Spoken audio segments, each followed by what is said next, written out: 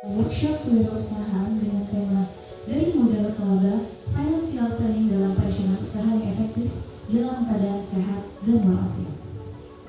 Selanjutnya, salawat serta salam kita curahkan kepada Nabi besar kita Nabi Muhammad SAW.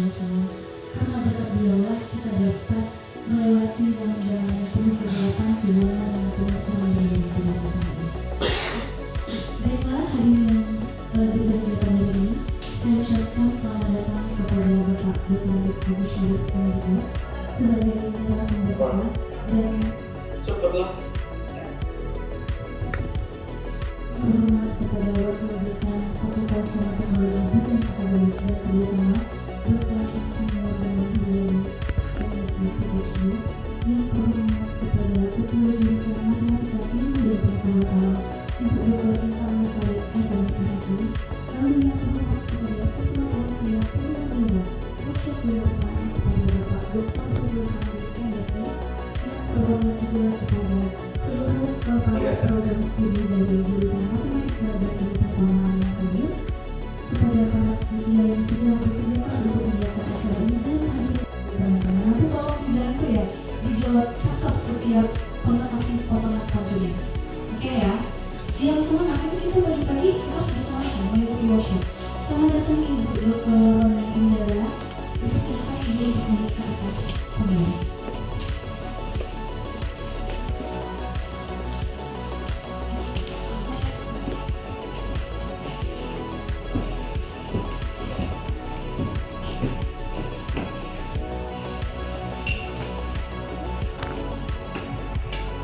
Oke, kita teruskan ya. Tapi tulis tantangannya. Jangan lupa ya. Jalan-jalan ke simpang kelak. Jangan lupa membeli ketupat. Selamat datang hadirin yang hebat. Semoga ilmu yang didapat limpah berlimpah.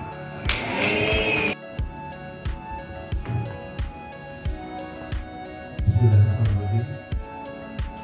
Sungguhlah indah gunung Keruki.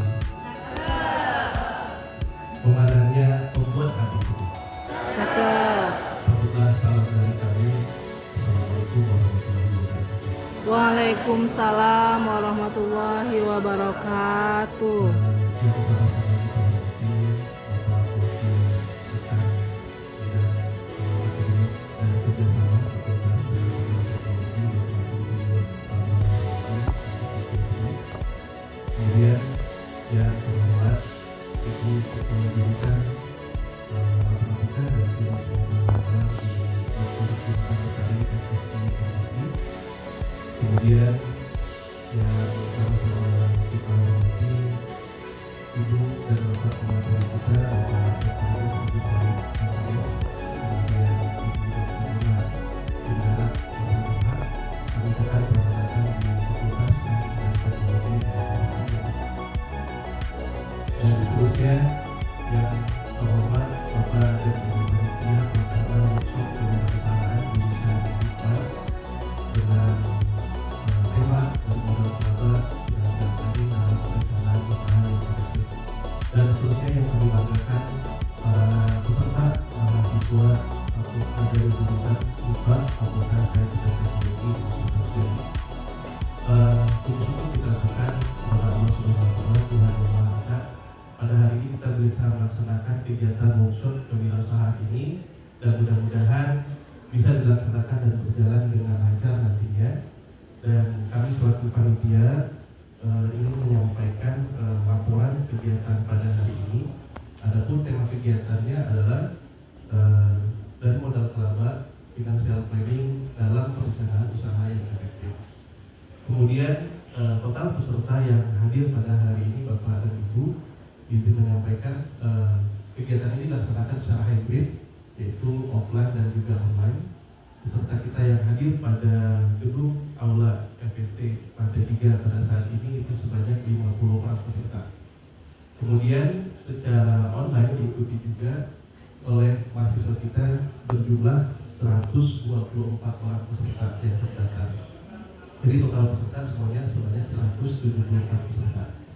Dan kami berharap Mudah-mudahan para teman-teman mahasiswa, rekan-rekan mahasiswa bisa mengambil ilmu sebanyak-banyaknya pada kegiatan hari ini, dan sesuai juga barangkali dengan visi dari FST, yaitu menjadikan FST Universitas Jambi menjadi pusat unggulan sains teknologi yang bermutu internasional.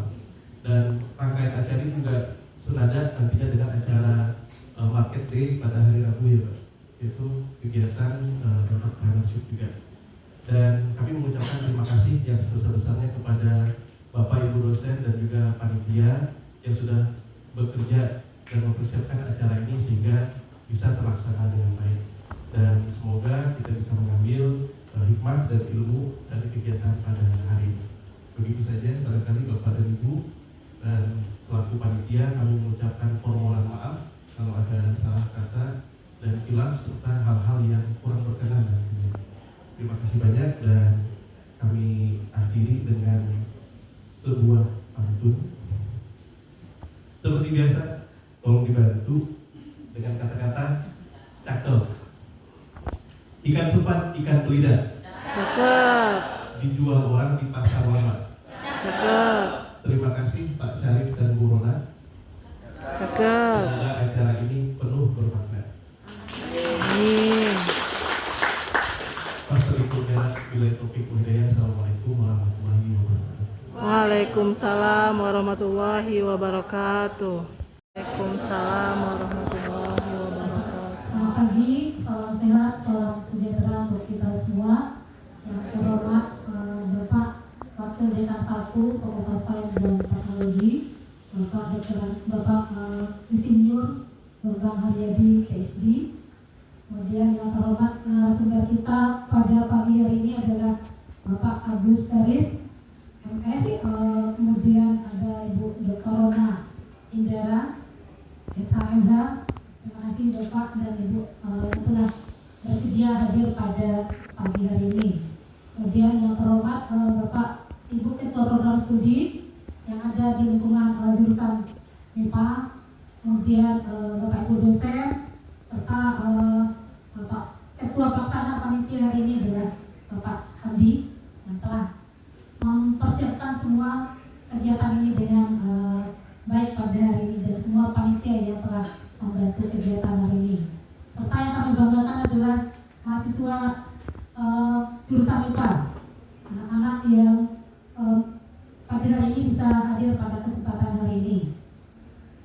Pertama-tama marilah kita panjatkan puji dan syukur kehadirat Allah Subhanahu wa taala yang mana pada kesempatan hari ini telah memberikan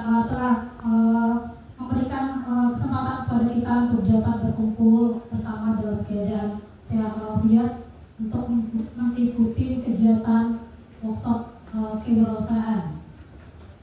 Nah, tujuan dari workshop kewirausahaan ini adalah pertama, ini adalah merupakan kegiatan yang dilaksanakan oleh jurusan MIPA setiap tahunnya Pak ya. Pada setiap tahun insya Allah akan dilaksanakan kegiatan ini. Tujuannya adalah untuk memberikan pengetahuan dasar kepada mahasiswa, terutama untuk mahasiswa yang mengikuti perkuliahan kewirausahaan yang semester 2 yang sekarang berada ikut online, kemudian yang di kelas ini adalah yang ikut offline mahasiswa semester 4 dan semester 6. Nah, mereka pada kesempatan hari ini akan kita berikan pengalaman secara langsung dengan adanya narasumber yang telah berpengalaman seperti Pak Agus. Pak Agus Syarif ini adalah kepala BPU ya Pak ya. Beliau sudah pernah bakti dosen menja, tapi masih aktif dalam kegiatan kewirausahaan. Kemarin menjadi narasumber juga ya Pak ya di BUMW. Kemudian juga Ibu Rona yang beliau adalah seorang pengusaha sukses, banyak usahanya Bu ya.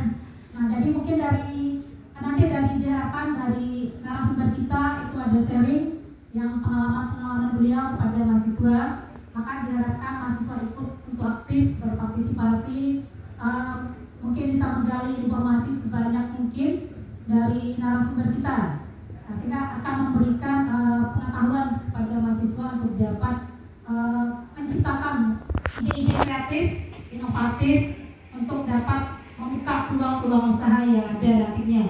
Nah, Jadi agar harapannya mahasiswa lebih proaktif nanti supaya setelah kegiatan ini mungkin ada ide-ide kreatif yang dapat dituangkan dalam bentuk kegiatan kewirausahaan.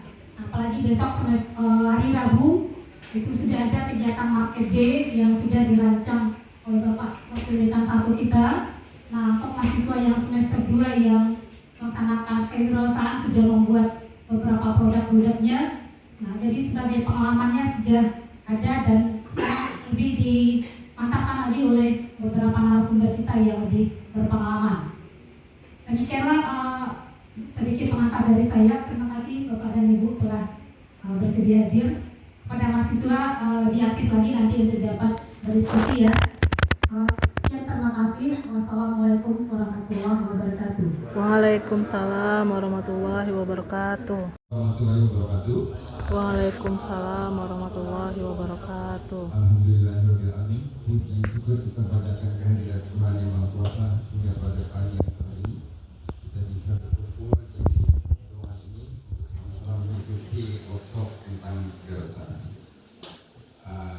Yang sama-sama kita hormati narasumber kita pagi ini yang luar biasa, Pak Dr. Agus Said MBS, yang sudah banyak melintang di dunia kewirausahaan khususnya di Jambi.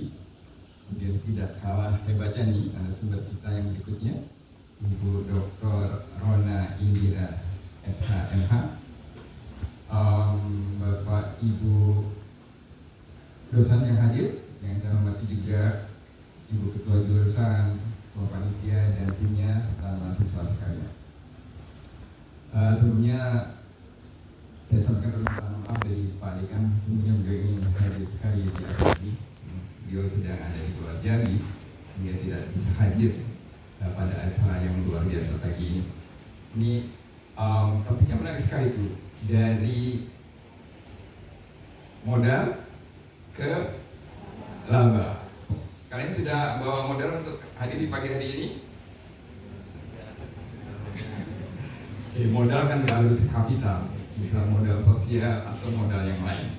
Saya datang sini juga bawa modal saya pantun. Oke. Burung merpati terbang di udara. Cakep. Hinggap sejenak di pohon kelapa. Cakep. Selamat pagi Bapak Ibu mahasiswa semuanya. Cakep. Selalu sehat dan bahagia.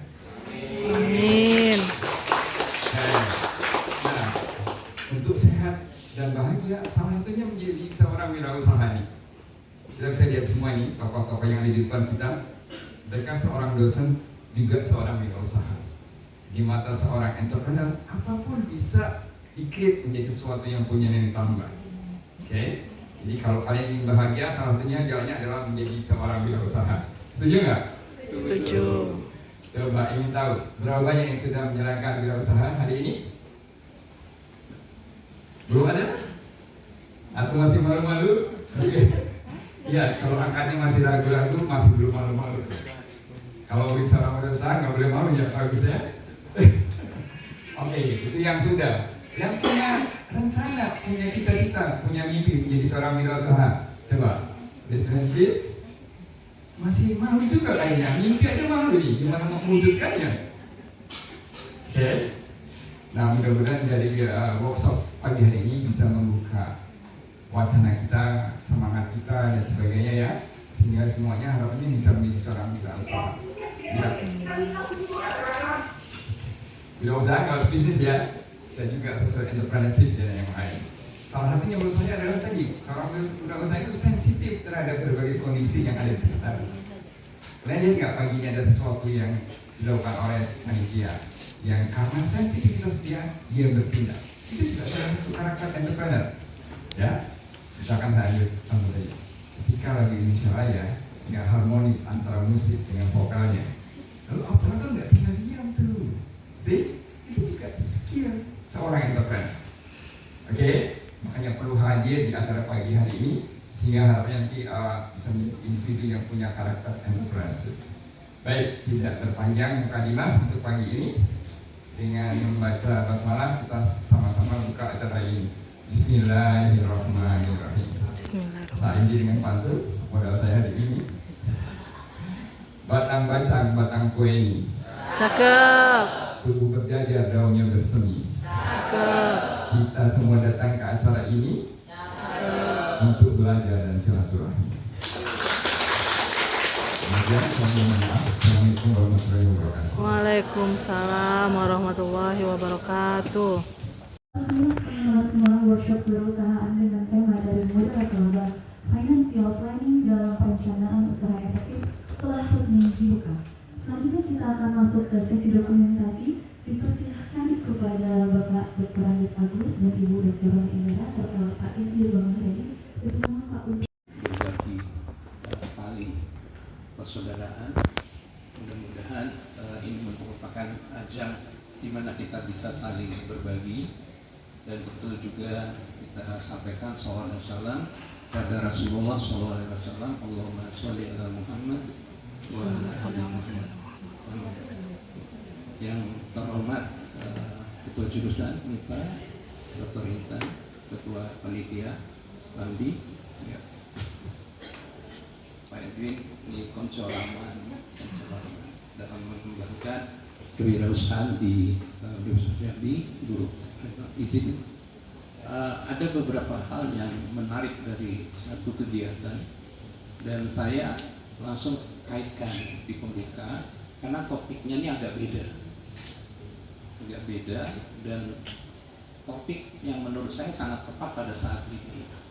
Kenapa? Dari 195 proposal P2MW, di mana yang secara internal itu diluluskan 12, diteruskan ke pusat. Dari 12, 195 jadi 12, satu berasal dari Saintex. Satu. Ketuanya ya, ketua. Kalau anggota bisa. Berarti satu hal yang kita bisa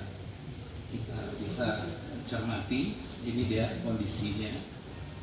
Dan waktu Big Tech di universitas, di gedung yang baru itu memang rata-rata 195 proposal ini lemahnya tuh justru di keuangan. Nilai skalanya kita 1 sampai 6. Nah, lalu kebanyakan kisaran proposal itu di antara 1 dan 2. Makanya saya agak kaget nih, Pandi mungkin atau dari jurusan tiba-tiba konteksnya lebih menekankan kepada keuangan. Walaupun nanti Bu Hona tentu juga akan mengembangkan hal-hal yang sifatnya praktek lapangan. Terus berikutnya kita panduannya saya langsung ke P2MW aja, bahwa untuk mendapatkan nilai 6 itu tim proposalnya harus menggambarkan perspektif bahwa calon usaha yang diajukan itu atau usaha yang sudah jalan itu dia punya potensi tidak hanya profit, laba kalau di sini istilahnya, tetapi keberlanjutan. Nah, itu dituangkan dalam bentuk apa? Harus ada arus kas, harus ada laporan laba rugi, proyeksi semua, lalu di situ ada neraca. Nah, di sini rata-rata lemah. Pak Andi kalau suatu saat memang butuh workshop khusus untuk mengatasi kelemahan dari kita, insya Allah siap. Jadi rata-rata memang kenanya di situ. Dan gara-gara itulah akhirnya saya juga sempat jalan ke Finlandia seperti itu. Dan saya kalau Finlandia tadi ngobrol dengan Pak Hamdi bicara tentang tangga. Justru waktu saya di Finlandia, saya kalau tidak salah lantai 6 saya lihat banyak anak muda itu kok tidak lewat lift turun dan naik. Mereka justru memilih tangga. Dan itu yang kita tiru. Jadi sama juga di gedung MIPA itu kan sampai berapa lantai? 7? 6? Yang sudah dibuka aksesnya.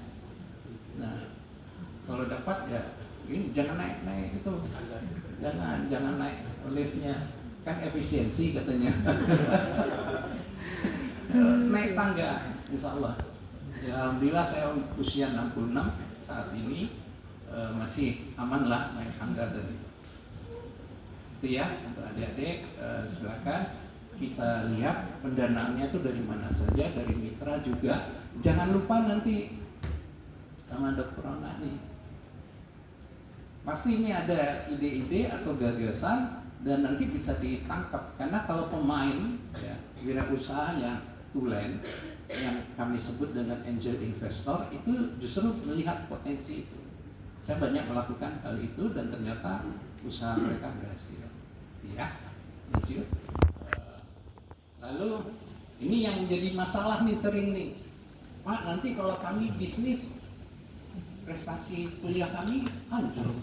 Saya udah 2016 dari Fakultas Ekonomi itu Rusdiana, justru dia lulusan terbaik dan punya bisnis. Kalau lewat ada PP Mas Ayu 212 yang di sebelah Corona atau sebelah Simon persisnya, itu salah satu, dan dia buka cabang sampai ke Kerinci, terus juga mengembangkan bisnis di Palembang, sekarang di Palembang.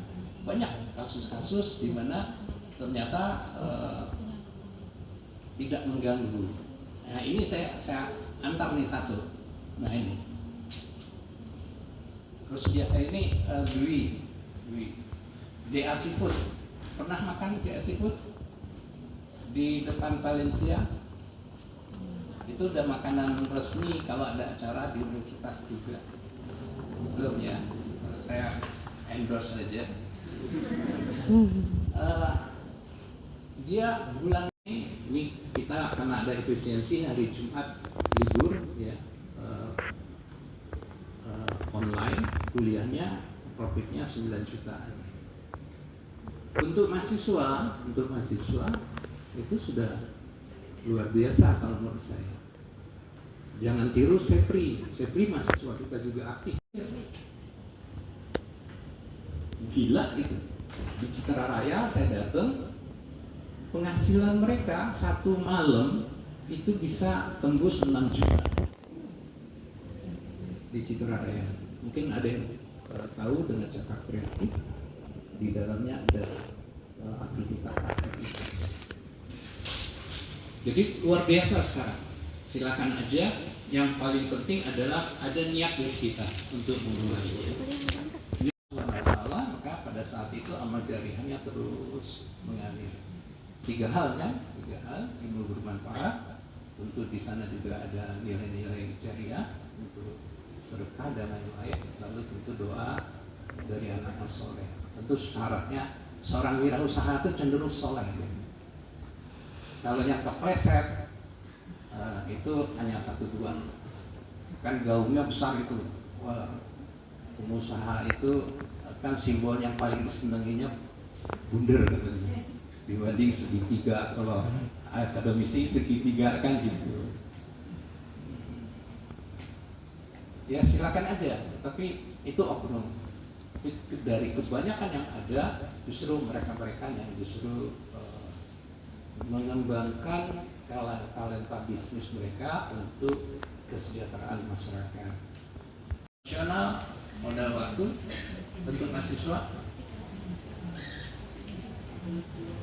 Selain uang, dia tidak ada uang nih. Tidak ada uang. Pertama adalah modal intelektual. Dia bisa buat proposal itu kan basisnya adalah pengetahuan yang dia miliki. Lalu di situ ada modal waktu. Mahasiswa kan sekarang banyak rebahan itu. Daripada rebahan aja, ya udah. Ini aja lah komunikasi sama ChatGPT, nanti akan muncul aja ide-ide yang membuat kita semangat. Jadi sekali lagi yang kita tekankan di sini adalah modal itu bukan selalu identik dengan uang, tapi justru banyak modal non uang yang bisa kita kembangkan. Jadi artinya mereka menggelar usaha itu dalam makna ingin mensejahterakan masyarakat. Lalu biaya-biaya di dalam satu porsi nasi, kita bicara nasi lah, nanti kira-kira dikasih makan nggak nih? Enggak ya? Nah, oke, kalau enggak dikasih makan saya kasih. Di dalam satu porsi nasi, yang pertama apa? Nasi. Awal nasi dari mana? Beras. Beras awalnya dari mana? Dari sawah. Sawahnya ngolah siapa? Petani. Hanya petani? Tidak. Di situ ada tikus, ada ular, ada jangkrik, semua. Dan hebatnya pengusaha kalau diindekskan dengan petani bahwa bulir-bulir padi itu yang dimakan oleh burung itu adalah sedekah, amal jariah. Jadi kalau seandainya secara efektif itu alurnya. Terus perencanaan keuangan khusus untuk financial planningnya, di situ ada Ruskas, ada break-even point, lalu nanti sebenarnya pengusaha-pengusaha yang ada level mikro ya, itu kalau ditilik-tilik enggak ada laba dia itu, enggak ada laba. Tapi saya hanya menghibur dalam sisi begini, udahlah kalau memang enggak ada laba secara nominal, setidak-tidaknya apapun yang kita lakukan di saat mengadon kue itu kita mulai dengan baca bismillah, maka itu sudah menjadi amal. Jadi aktivitas dimulai dengan amal ibadah. Nah, nanti tentang labanya urusan lain. Banyak hal saya temui seperti itu. Ada ibu-ibu yang jual empek-empek, terus kita hitung-hitung kayaknya oke, dapatlah. Tetapi saya tanya, Ibu kalau seandainya bekerja di luar, Ibu digaji berapa? Saya pernah kerja di luar digaji 2 juta. Nah, Ibu bekerja sekarang, itu pendapatan Ibu bersihnya hanya 500.000. Apakah kita sebagai pengamat nih, Pak Amdi, menyarankan udahlah Bu, enggak usah buka usaha aja, lebih bagus jadi pekerja? Bukan begitu. Bukan begitu. Karena di situ ada nilai-nilai spiritual di mana kita kaitkan dengan amal jariah yang ada pada kita. Ya. Jadi pada adik-adik yang bisnisnya masih merangkak Senin Kemis, udah dibuat banyak.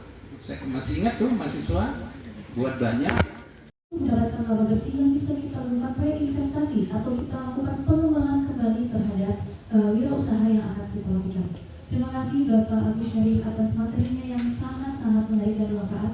Selanjutnya teman-teman kita akan masuk ke materi selanjutnya dari narasumber kita yang kedua, yaitu Ibu Dr. Rona Indahra SMH, di mana saya akan membacakan CV dari Ibu Dr. Rona Indahra terlebih dahulu.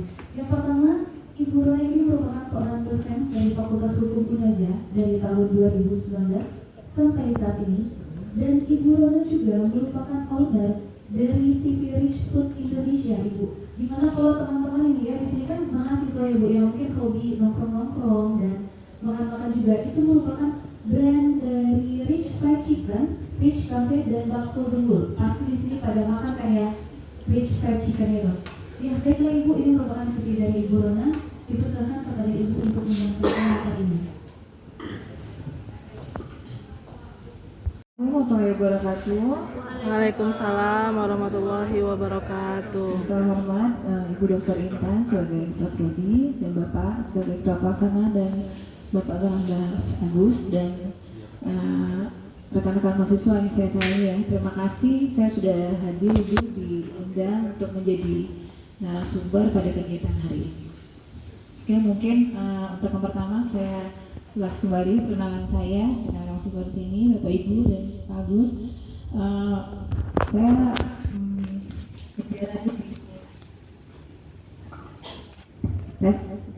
Saya saat ini sebagai dosen di Unaja. Sebelum saya sebagai dosen, saya juga bekerja di salah satu BUMN, yaitu PT Bank Rakyat Indonesia selama 9 tahun. Waktu itu saya sambil kuliah S3. Bisnis sambil jalan, waktu itu akhirnya Pak, suami saya bilang, kamu gak bisa tetap di bank kalau mau sambil bisnis, harus korbankan salah satu. Akhirnya saya fokus tetap bisnis sambil jalan 2 tahun dan racikannya di Tugu Juang. Saat ini ada 4 outlet di Jambi, racikan Tugu Juang, Talang Banjar, Kota Baru, dan ada Ritz Cafe dan Bakso Bubur. Jadi itu bisnis saya saat ini, Pak. Dan jumlah karyawan itu ada total 121. Alhamdulillah jumlah karyawan saya saat ini. Jadi bisnis itu memang jalan. Terus akhirnya resign dari BRI, sudah pegawai BUMN, Ibu. Akhirnya sambil selesai S3 saya ikut tes dosen. Tapi sebenarnya pekerjaan utama saya adalah pengusaha, Pak.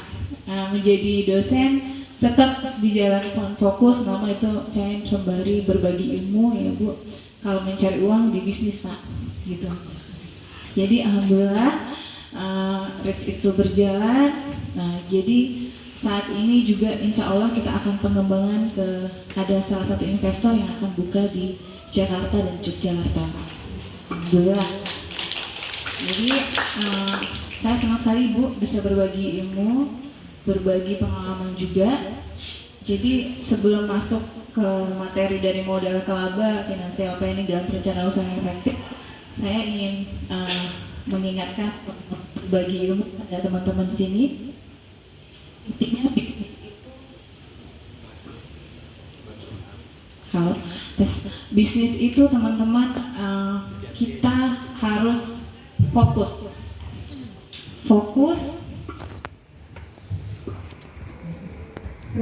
serius ya teman-teman, fokus serius. Tujuan utamanya apa? Benar disampaikan oleh Bapak, kalau bisnis utamanya sudah mikir untung duluan, pusing ya, pusing. Kalau menurut saya pribadi seperti itu. Jadi bisnis itu yang penting kita punya persiapan yang matang. Kita akan bahas dari mengenai modal tadi teman-teman ya. Tapi sebelum menjalankan usaha tadi, fokus dulu tujuannya apa, pemetaan pasar dulu. Yang pengen kita bangun bisnisnya bisnis apa, kompetitornya siapa, kelebihan kita apa, kita bikin analisis SWOT-nya. Mungkin lebih enak yang tadi ya suaranya. Kita tentukan juga sponsornya apa kita punya bisnis kayak saya ayam, kelebihan saya apa? invest lah ya. Kalau saya mau bersaing sama kompetitor kita jelas, kalau yang nasional atau multinasional, kita harus punya kelebihan apa yang berbeda. Mungkin teman-teman bisa lihat percikan-percikan lain yang lokal, yang berani bermain dengan konsep besar lokal. Itu mungkin kami pertama di Jambi ya teman-teman ya. Yang karena apa? Kalau saya berpikir kita mainnya yang kecil-kecil waktu itu, mungkin kita bicara nanti masalah modal nanti itu teman-teman ya. Tapi kalau saya pasarnya adalah saya mau main di pasar ideal misalnya, tapi dengan konsep yang terstandar, yang bisa bersaing dengan kompetitor tersebut ya, di KFC, Ricis misalnya gitu. Tapi kita dengan harga yang lebih murah, ayamnya lebih besar, rasa mempunyai ciri yang khas misalnya gitu. Kita katakan dulu, karena kita mau bersaing nih. Kalau kita mau bersaing kita nggak punya kelebihan, udah kalah duluan. Sudahlah kalah modal, kalah promosinya ya, kalah produknya. Jadi memang harus dipikir matang dulu apa nih. Tapi kalau terlalu lama mikir juga nggak bisa. Intinya bisnis itu mikir, jalan, berani dulu ya Pak. Kalau menurut saya bisnis itu yang paling penting berani dan memanfaatkan apa? Momentum, kata Haritanu Sudibyo ya Pak. Jadi momennya itu apa? Dan kita bisnis itu teman-teman, kayak ini kan ada program tadi ya. Kadang-kadang orang bisnis selalu mikir modalnya. Modal itu benar, modal itu modal itu nggak selalu uang. Pasti uang ya, tapi juga adalah manusianya, human capitalnya. Apa teman-teman? Dari teman-teman punya keterampilan, teman-teman punya skill, punya keberanian, punya ide kreatif, ide bagus, tapi teman-teman nggak berani, nggak jalan juga tuh bisnis. Teman-teman pintar semua dapat ide ini, produknya bagus, tapi teman-teman nggak jalankan, nggak ada. Atau jalan satu lagi adalah modal sosial, relasi, hubungan baik. Makanya menjalin hubungan baik dengan semua orang tuh nggak rugi ya.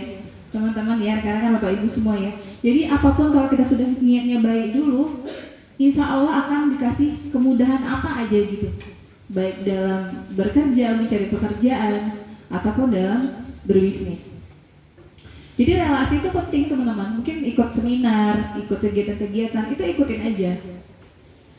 Itu yang paling penting. Contohnya juga saat ini teman-teman, alhamdulillah Pak, kemana saya ikut kegiatan CEO Bootcamp, dan itu jurinya ada Bapak Sandiaga Uno, Bapak Mardigu Wowi, Kak, ada Pak Isa Chandra yang punya Trinity Land Group, ada Andrew Sutanto tahu yang sebagai investor Holdings Group, dan satu lagi ada Bapak Alvin Evander. Dari 120 peserta kemarin saya ikut CEO Bootcamp, dan itu seluruhnya 120 orang itu adalah mereka adalah pengusaha besar di seluruh Indonesia Pak. Jadi saya ikut seminar itu, Ibu ikut ada kayak dikasih tugas awalnya, terus ternyata sudah 2 hari kedua ternyata dijadikan kayak lomba gitu loh. Akhirnya terpilih dari 120, 10, terakhir 10, 5 saya Pak. Jadi presentasi dari mereka semua, disuruh pitching. Jujur aja saya ikut itu bukan awalnya niat cari investor Pak, tidak. Saya hanya ingin belajar Bu, karena bagi saya kalau kita nggak upgrade diri kita, ketinggalan berinovasi, apalagi sekarang macam-macam yang bersaingan semakin banyak. Kalau kita nggak terus cari ilmu baru akan ketinggalan. Kalau kita tidak berinovasi akan ketinggalan. Jadi saya ikut itu awalnya cuma ya udahlah saya ikut cari ilmu baru gitu. Bagaimana sih pengembangan bisnis biar saya punya bisnis cabang di seluruh Indonesia. Ini cita-citanya tinggi dulu. Cita-citanya digantung tinggi-tinggi dulu. Kalau cita-citanya nanggung, mungkin dengan Tuhan nanggung juga Pak. Jadi tinggi-tinggi dulu. Terus akhirnya terpilih, dan alhamdulillah insya Allah mungkin salah satu investor itu yang akan membantu mengembangkan di beberapa provinsi Indonesia. Jadi teman-teman itu juga ya. Akhirnya ada relasi di ikut seminar. Bu Rona, saya mau minta bantu buka di sini. Nah itulah saya bilang. Jadi untuk modal tadi teman-teman, tadi kan modal pertama dana ya. Mungkin dana bisa ikut dari PMW ya Pak ya. Saya juga pernah jadi juri PMW Plus.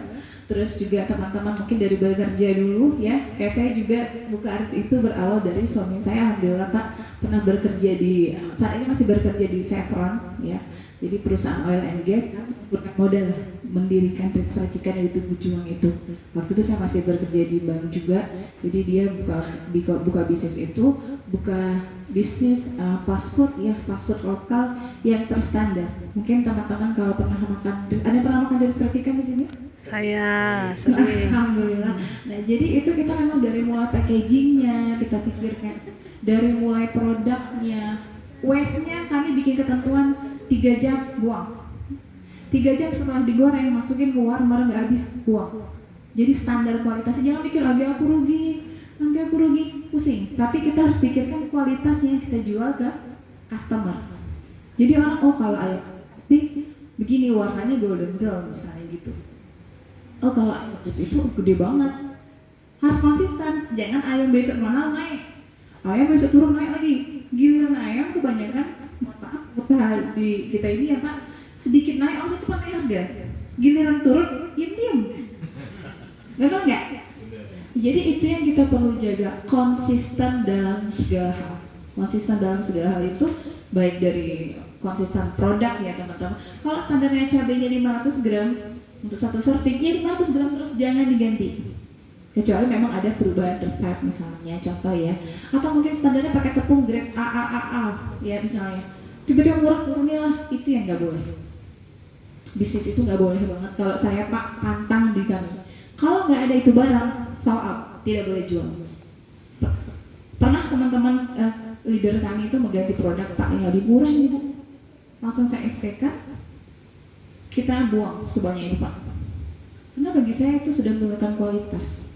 Kalau kita standarnya jangan diganti-ganti, jangan mau murah, nggak apa-apa. Maksud saya kalau memang kecuali kita memang pasar dari awal seperti itu ya, beda ya. Maksud saya kita, teman-teman bilang berarti modalnya besar dong, enggak. Ini maksud saya kita pasarnya tujuannya apa dulu nih, bisnis kita seperti apa sih.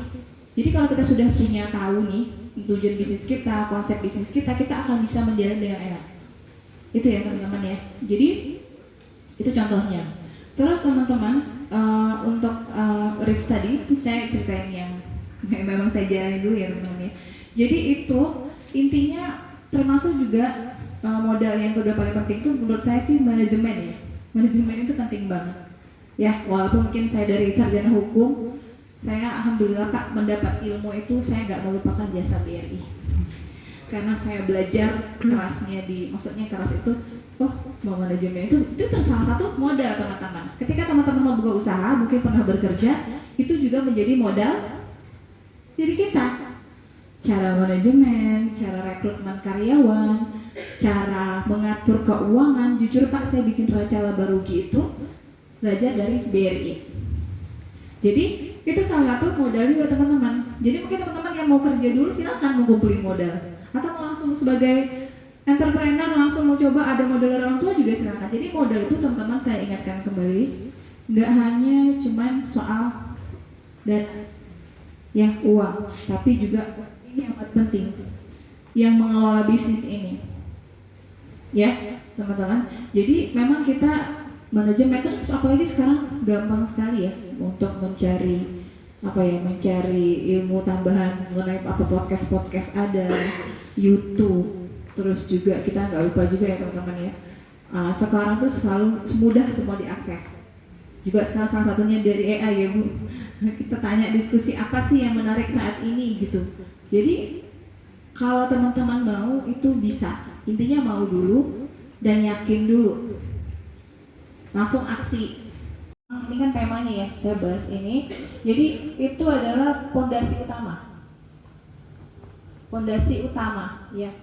Nah, bagi usaha yang ingin tumbuh di dalam bertahan dalam jangka panjang. Saya pribadi, teman-teman, saya bilang sama akunting saya, Pak, kalau ada saya pakai uang minta walaupun 13.000 lagi.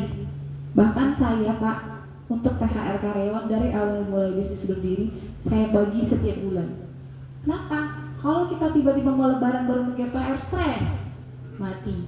THR, aduh ini kena mau bagi-bagi minuman kaleng kan gitu Pak. Tapi dalam segala hal saya apapun itu sewa, termasuk sewa dan penyusutan. Teman-teman kita kan menyusut ya. Ini laptop kita hitung 3 tahun rusak kalau saya Pak. Kami ada fryer, kami ada warmer, kami ada semua alat-alat di Ritz itu yang bersifat elektronik AC.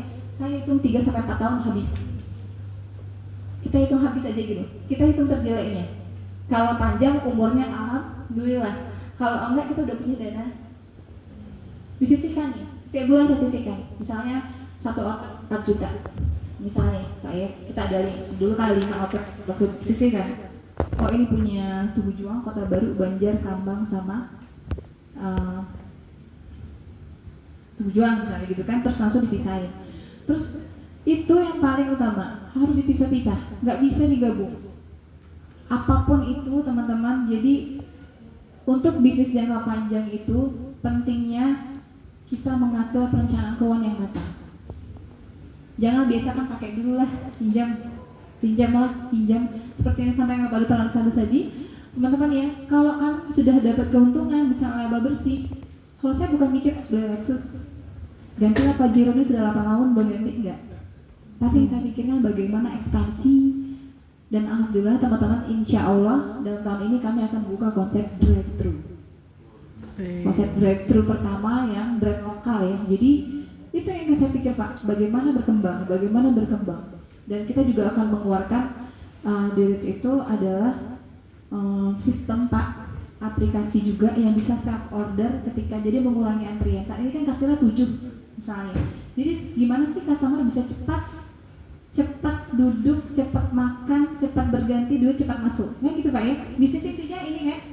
Gimana caranya 2 menit mereka duduk sampai yang di depan cepat antri. Karena namanya orang mau makan, datang ke restoran adalah mau makan, mau cepat ya Bu. Tapi kalau lama, aduh sudah pusing nungguin antrinya. Jadi kita selalu berpikir Pak, berinovasi bagaimana Gojek sudah, kasir dibantu backup sudah, buka cabang terdekat masih antrinya, alhamdulillah berarti Pak ya. Berarti nggak memakan pasarnya ini, berarti pasar tubuhnya tetap hidup, nggak terganggu walaupun buka Kota Baru misalnya ya Pak. Jadi gimana caranya? Berarti dengan konsep membuka drive-thru, entah itu modalnya dengan laba bersih dikumpulkan, mungkin dengan perbankan ya Pak, Yang tuh atau mungkin mencari antri terus. investor, join investasi kan Ayah, ya, ampun. mungkin kita dengan franchise Mendingan pakai ya. Grab aja. Itu. Lalu tanpa perencanaan keuangan baik, bisnis rentan terhadap resiko kegagalan. Bahkan jika idenya berlian pun, idenya kalian bagus, idenya berlian, kalau ini tanpa perencanaan keuangan yang baik, aduh, sayang sekali ya. Jadi dibikin walaupun mungkin dengan Excel dulu gitu, nggak apa-apa, tidak harus dengan sistem yang mahal, nggak perlu. Kami juga semua dengan Excel, bahkan dengan cara yang manual itulah lebih baik sebenarnya juga Pak. Saya belajar dari salah satu bank, pengalaman kerja saya yang lama. Saya bilang kantor saya dulu Bank Register Indonesia. Kenapa Bu? Walaupun sudah punya satelit, sudah punya aplikasi lengkap, tapi tetap menggunakan register manual. Dan itu saya ambil ilmunya sampai detik ini. Karena itu memang membantu. Dan kita juga ingat kayak sistem itu kan bisa hilang, bisa apa segala macam. Tapi kalau kita sudah punya backup, kita punya manual, itu lebih apa ya, lebih. Dan dua kita bisa membedakan lah. Menurut saya itu kalau nggak dilupakan, nggak usah dilupakan namanya register manual. Apapun dengan Excel, nggak perlu dengan semua sistem. Mungkin teman-teman pemula ya yang mau bisnis bisa belajar dari Excel dulu. Ya itu. Lalu pentingnya perencanaan keuangan dalam berlangsung usaha. Perencanaan keuangan sebagai alat navigasi bisnis. Iya, alat navigasi ya. Jangka pendek, jangka panjang. Intinya di dalam pikiran teman-teman ketika mau bisnis, bagaimana sih merencanakan keuangan usaha dengan baik gitu, dipilah-pilah. Jadi bisa membedakan teman-teman mana yang keuangan pribadi dan mana yang usaha. Saya selalu sampai detik ini, apapun itu, misalnya order makanan buat keluarga, tagih ya. Kenapa? Kita lupa kalau kita nggak tagih. Dulu ada komplimen di kafe itu, sekarang saya hapuskan Bu. Saya minta tagih bayar. Oh ternyata aku sekali makan sekian gitu. Jadi nggak ada istilah karena kita honor, bebas. Enggak. Harus tertib dulu. Tertib teman-teman. Tertib dalam segala hal. Tertib. Keuangan itu sangat penting. Apa tadi saya sampaikan, teman-teman boleh mungkin mengambil sewa di sisi, penyusutan di sisi. Pokoknya tertib dalam segala hal. Ya. Lalu gitu. Kita bisa lihat ya bisnis besar itu kan mereka dari kakeknya, terus anaknya ya, cucunya gitu. Jadi itu yang kita mau. Jadi kalau konsep bisnis saya Pak itu adalah main quantity. Biar aja paketnya cuma berapa? 19.000 ya. Nasi ayam minum ada 24.000, nggak apa-apa. Biar 1.000 tapi satu hari antrinya berapa ratus kan lumayan ya Pak. Kita yang dicari kan intinya cuan ya Pak. Ya nggak Pak? Ngapain cuma gengsi lah jual murah, gengsi lah jualan ini. Lagian kita bunting yang banyak. Yang paling enak itu kali banyak. Coba kita lihat prinsip dagang Cina, ya Pak. Dia berani, bahkan kita ada ini, saya nggak mau sebut ya. Itu bisnisnya dia bukan keuntungan per item Bu. Saya pernah dengar karena saya pernah di perbankan juga. Itu mainnya adalah bonus produk itu yang diambil keuntungannya. Jadi macam-macam trik bisnis itu. Bahkan di Rich juga itu kami beberapa produk tidak mengambil margin, keuntungan nggak ada Pak. Jadi ini untuk branding, promosi. Oh kalau anak kecil mau es krim, nggak apa-apa kita ngambil untung. Ambil untungnya dari dia beli, ibunya beli makan, beli es, beli produk yang lain, burger kah segala macam. Itu kita harus pikirkan karena mau bersaing sama yang besar kita harus, walaupun kita dari yang kecil, banyak kita lihat kecil tiba-tiba besar itu karena mereka punya ide yang brilian dan mereka juga bisa mengatur perencanaan keuangan usaha dengan baik. Itu ya teman-teman ya. Jadi intinya kita harus konsisten lah. Jadi konsisten bisnis itu dalam segala hal, gak cuma produknya, manajemennya, tetapi juga dalam perencanaan keuangan usaha. Lanjut Mas. Nah ini ya teman-teman ya. Jadi menentukan tujuan keuangan usaha. Jadi tujuan keuangan itu menjadi kompas. Tadi navigasi ya, yang tadi ya, sekarang menjadi kompas usaha agar nggak melenceng dari visi awal. Kita sesuatu hal harus ada visinya dulu. Visi misinya apa? Kalau kami dulu Pak, Fried Chicken itu adalah restoran fast food yang terstandar, yang bisa bersaing dengan nasional atau multinasional dengan harga yang murah. Jadi semua dari yang kalangan bawah sampai atas bisa masuk. Salah satunya apa? Mencegah stunting ya Pak. Kalau dengan kita makan gizi yang baik ya Pak ya. Yang kedua bisa membuka pekerjaan. Itu dulu isinya. Nanti baru untungnya datang sendiri ternyata Pak. Alhamdulillah ternyata oh begitu. Karena kalau mikir harus sekian pusing Pak. Tapi yang penting kita ada hitungannya HPP-nya berapa ini kita jual. Jadi seperti itu teman-teman. Itu ya. Nah, kita jangan sibuk mikir misalnya, saya udah untung nih beli rumah baru pindah. Saya duduk, saya mau keliling Eropa, keliling nggak apa-apa, jalan-jalan harus ya. Tapi kita pikirkan ekspansinya bagaimana, atau kita sisihkan. Terus bagaimana menjaga stabilitas laba. Kita cek lagi beberapa tahun terakhir. 2 tahun terakhir gimana sih? Mungkin teman-teman pemula juga pasti lah, walaupun mungkin ini kan pasti ada ya 3-12 bulan. Hanya bedanya mungkin nominalnya ya, teman-teman. Lalu ada tujuan jangka panjang, itu besar dari 3 tahun. Bagaimana skalabilitasnya, valuasi usaha, dan exit strategi. Nah, mengenai valuasi usaha ini, saya dapat ilmu teman-teman. Mungkin kalian kalau ikut seminar itu mahal, 11 juta kemarin saya ikut Pak. Jadi valuasi usaha itu saya diajarkan sama Pak Mardigu juga sama Pak Isa Chandra itu pernah disampaikan bahwa kalau si usaha itu investor besar itu Pak, katanya mereka mau yang sistemnya valuasi 135. Maksudnya begini, paham nggak teman-teman? Pernah dengar brand M es krim?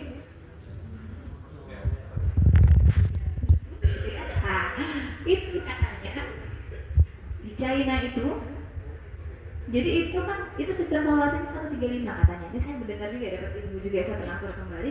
Itu adalah misalnya investasi 1 miliar di tahun kedua harus balik 3 miliar Pak. Investasi 3 miliar di tahun kedua menjadi 5 miliar. Itu kan luar biasa ya Pak. Gimana? Kita aja mikirnya pusing. Kok bisa? Ternyata bisa Pak. Dan salah satunya brand-brand tiba-tiba menjamur banyak itu Pak katanya Pak. Paham nggak teman-teman? Jadi ada yang bertemu valuasi usaha, orang yang membanggakan seperti itu. Bagaimana bisa 1 jadi 3 di tahun kedua. Kita aja pusing mikir awalnya kalau orang yang kuantiti kayak saya kan bisa gimana tuh kok bisa. Tapi ternyata bisa dan ada. Salah satunya di China paling banyak sekarang yang mungkin masuk ke Indonesia ya. Nah, kakak mahasiswa. Lalu juga bagaimana exit strategi. Jadi makanya saya bilang modalnya salah satu adalah kita dan punya tim-tim yang solid, strong dan mau mengupgrade diri kita ya. Terus teman-teman juga bentuklah tim tuh orang-orang yang memang kira-kira itu ini bisa nggak ya? Karena walaupun kadang suami istri saya sama suami saya jarang bertengkar soal lain Bu, tapi soal kerjaan sedikit wajar. Itu maksudnya bukan ribut tapi berbeda pendapat. Karena ini untuk bisnis, tepas dulu sama istrinya. Oh bisnis kita begini, sama begini, oh begini. Jadi kita memang profesional. Misalnya ada keluarga, ini susah ya Pak, kok ada keluarga misalnya. Harus profesional.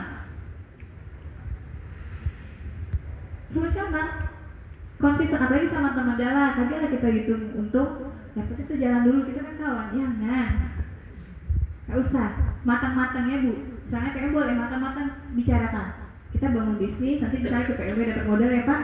Oh, nanti kita begini tugasmu ini, yang mengerjakan paling banyak gimana? Ya adil dong Pak, masa yang ngerjain paling banyak itu sama rata? Ya Pak, yang punya ide produk siapa?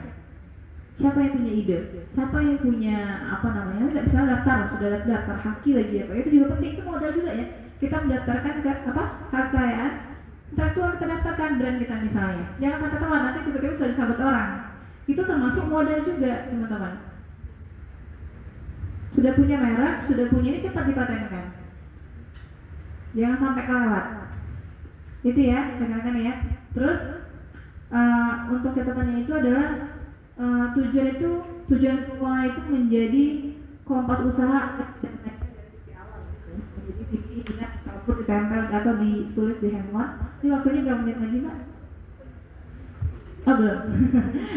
Visi dari awal. Kalau saya sesuatu hal Pak untuk mengingatkan, saya tulis di handphone dijadiin wallpaper. Karena kita manusia sifatnya sering lupa. Jadi memang harus begini, saya maunya begini. Dan kita harus yakin. Tadi seperti yang sampaikan Bapak juga, saya kan jadi mahasiswa, nggak ada yang nggak bisa di dunia ini, semua bisa. Yang penting mau. Ya kan? Kalau waktu kita pikirnya jam 4 harus pulang, harus tidur siang, nggak bisa. Tapi kalau kita bilang bisa, saya bisa jadi guru besar, lagi insya Allah gitu ya Pak ya, misalnya saya bisa punya output banyak, ya mungkin Allah akan ijabah mungkin insya Allah ya. Atau mungkin sekarang, oh saya mahasiswa nggak bisa, kayaknya bisa. Bisnis itu bisa. Sebagai mahasiswa jalan bisa. Mungkin jadi mahasiswa terbaik itu juga bisa ya Pak, seperti Bapak sampaikan. Jadi semua ini tidak ada yang nggak bisa kalau teman-teman mau menggapai itu. Oke ya teman-teman ya, karena kebanyakan Gen Z ini kadang Pak sudah ada nggak bisa kayak ini gitu. Nanti healingku berkurang katanya gitu. Iya Pak, nggak semua ya, tapi itu jangan sampai teman-teman jadi waktu itu ya panjang, jadi kita bisa malam kita pakai malam waktunya. Jadi kalau memang terpaku pada jam 4 selesai, itu namanya pegawai ya Pak. Kalau pengusaha nggak ada jam-jamnya, tidak ada jam 10 tidur enggak, jam 9 harus ini enggak. Jadi waktunya berpikir terus Pak. Ternyata saya sudah merasa, oh ternyata jadi pengusaha benernya berpikir terus sampai malam. Besok mulai menu apa lagi ya? Oh besok coaching karyawan yang ini. Karena karyawan penting, manajemen itu penting. Perusahaan itu bisa berdiri itu bukan salah satunya bukan karena foundernya, bukan karena apa yang dia jual, tapi adalah orang-orang di dalamnya. Nggak bisa kalau saya jujur aja Pak, saya panggil mana yang bisa, masih saya benahi, saya akan baiki, akan saya kasih nasihat. Tapi kalau enggak, jalan SP-nya, SP1, SP2, SP3 itu nanti nggak bisa lagi. Karena SDM itu penting. Makanya kita sebagai pendiri, mungkin teman-teman yang calon-calon pengusaha ini, diri kita dulu belajar. Mungkin kalau mau dapat 5.000, ada yang memang produknya bagus gitu. Salah satunya kadang juga adalah, mohon maaf teman-teman, sedikit tips. Saya diajarkan juga waktu ikut bootcamp kemarin adalah pitching. Atau mungkin kalau kita mau ketika presentasi ya Bu, presentasinya pilih orang yang tepat gitu. Kadang produknya bagus, idenya bagus, tapi ketika menyampaikan buat orang nggak menarik itu males juga ya Pak. Jadi teman-teman yang mau ikut PMW itu nanti latihan dulu. Produk bagus, idenya bagus, mungkin manajemennya sudah mulai dibentuk lah apa gitu ya, atau mungkin sudah dikasih atau SOP gitu ya. Tapi ketika presentasi kadang juga sayang sekali gitu Pak. Jadi penting apa? Belajar ya, balik ke SDM kan? Ngomong nggak bisa, mana orang percaya? Banyak. Ngomong tuh modal kita juga, benar nggak Dek? Banyak. Modal, bernegosiasi, salah satunya juga. Banyak. Itu ya. Dosen FK banyak punya. Lalu sumber modal tadi adalah sesuai kebutuhan resiko bisnis. Banyak kos-kosan. Jangan hanya tergiur dana cepat. Bener ini. Untung banyak. Itu yang banyak terjadi ya Pak. Gak boleh bisnis seperti itu. Menurut saya nih, pengalaman saya. Ya untung kita pikirkan, tapi jangan mikir gimana cepat. Yang lebih baik itu adalah bisnis yang bisa jangka panjang. Kita pikirkan bagaimana bisnis ini bisa jangka panjang, orang balik lagi, datang lagi, dan ini berkesan sampai ke anak cucunya. Kalau ada yang bikin baru ditinggalin. Lalu modal pribadi ya, Gitu. bisa jadi modal pribadi teman-teman Harus nabung berinovasi atau juga. kerja dulu, atau mungkin dari orang tua juga bisa ya modal, atau mungkin dari teman yang punya uang tapi nggak bisa bisnis. Kan banyak tuh, banyak teman yang punya uang, teman-teman saya tuh, aku apain duit Lina ya? Hah? Ya udah, mau bisnis nggak gitu? Bisa. Banyak orang punya uang nggak tahu mau diapain. Saya udah ketemu langsung dan sering, Pak. Bisa itu manfaatkan. Jadi teman-teman sama semua. Kita punya uang bisa, kita punya ide, kamu modal mau nggak? Gitu. Kan ide itu mahal. Kreativitas itu kan mahal ya Pak. Jadi mungkin kamu dengan uangnya, saya dengan idenya, saya dengan ininya, dengan apa namanya produknya misalnya gitu. Lalu teman-teman, bank itu mungkin ya teman-teman bisa ya, tapi mungkin di tahap berikutnya ya, karena bank juga adalah minimal usaha berjalan 2 tahun. Gak bisa ujung-ujung minjem Pak, minjem ditolak langsung. Dilihat dulu portofolionya, minta rekening koran, minta disurvei lagi tempatnya, nggak ada orang nggak mau kasih Bang. Karena rata-rata bank itu adalah minimal usaha berjalan 2 tahun ya. Kalaupun ada yang setahun itu kadang jalur orang dalam kayaknya itu. Ya, tapi rata-rata adalah 2 tahun. Lalu teman cash flow itu kita perhatikan uang masuk, uang keluar.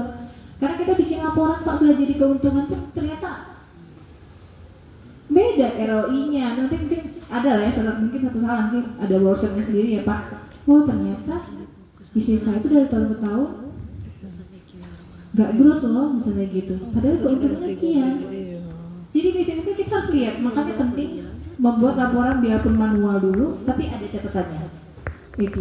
Lalu yang kedua adalah menghindari kesalahan umum apa? Banyak piutang, pening nanti. Pembelian berlebih, ya, pembelian berlebih, nggak tidak ada dana darurat. Balik lagi ke dana darurat. Dana darurat itu penting. Atau mungkin takut menyimpan uang jadi emas, boleh juga Ibu. Tadi balik lagi ke emas lagi ya, boleh. Jadi banyak piutang, teman-teman juga harus dipikir. Sama banyak pembelian barang, misalnya kalian jualan usaha pertama adalah laundry misalnya, beli sabun banyak-banyak. Buat apa?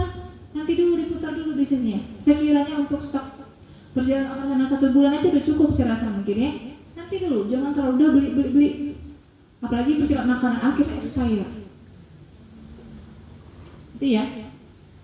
Lalu setelahnya adalah cash flow itu adalah nyawa bisnis. Ya. Banyak usaha yang gagal bukan karena tidak untung, tapi karena kekurangan kas. Ya, teman-teman ya. Lanjut, Mas. Jadi ada analisis juga, teman-teman. Analisis bagaimana sih bisa BEP gitu. Break-even point adalah mengetahui BEP itu membantu pemilik usaha kita ini mengetahui kapan sih usaha ini mulai untung gitu. Kapan ya? Kita hitung. Sewa setahun, sewa gaji karyawan, biaya lain-lain ya, termasuk barang-barang logistik gitu.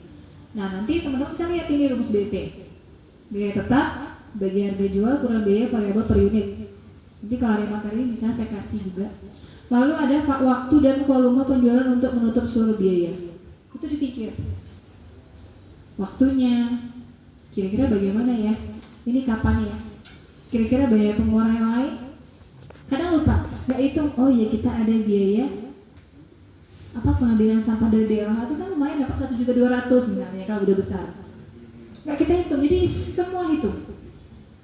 Kalau menurut saya semua hal mau 10 perak pun masukkan. Itu namanya manajemen dengan baik. Semua masukkan ke dalam. Apapun itu. Jadi kan 10 rupiah dikali 10 jadi banyak. 1.100 cuma 80.000 nanti lah. Oh minyak yang belanja. Oh ada PRT datang minta sumbangan. Oh kelurahan minta support lomba sepeda. Terus oh ada wali kota minta ini misalnya. Tapi itu misalnya ada suratnya ya resmi misalnya. Oh PPH 23 atau apa sih itu. Kita masukin semua. Oh kemarin aku undang orang makan ke sini gratis biar tahu usahaku buka. Masukin berapa yang kita bayar? Berapa modalnya? Jangan nggak dihitung. Karena itu semua balik ke pengeluaran kan, jadi cost kan, itu jadi apapun harus. Lalu teman-teman, jadi untuk mengetahui BEP itu membantu kita sebagai pemilik usaha di kapan usaha mulai untung. Mungkin bisa yang simpel-simpel ya, bisa dilihat nanti teman-teman mungkin banyak di kalau nanti rugi, nggak bisa gitu juga. Kalau ini sebuah momentum kita promosi kita yang baik, keluarkan. Kalau kaku katanya nggak boleh kita terlalu berlebih pengeluaran, nggak begitu. Mana yang sekiranya ini menguntungkan atau menjadi kita tanam untuk besar nanti, kenapa enggak begitu? Ada seminar yang baik dan disitu banyak pengusaha besar, kita gabung. Walaupun kita belum punya usaha, nggak apa-apa, pede aja dulu. Yang penting dalam grup itu aku sudah gabung. Oh kawan saya itu, oh kawan saya itu, oh kawan saya itu. Itu networking sangat penting. Begitu, itu ya. Lalu monitoring bulanan kuartalan, dimonitoring bulanan setiap bulan dilihat bagaimana. Lalu penyelesaian proyeksi dan strategi, kita punya strategi, makanya penting berinovasi itu penting. Kalau bisnis itu contoh ya, mungkin Silver Queen. Siapa sih nggak kenal Silver Queen?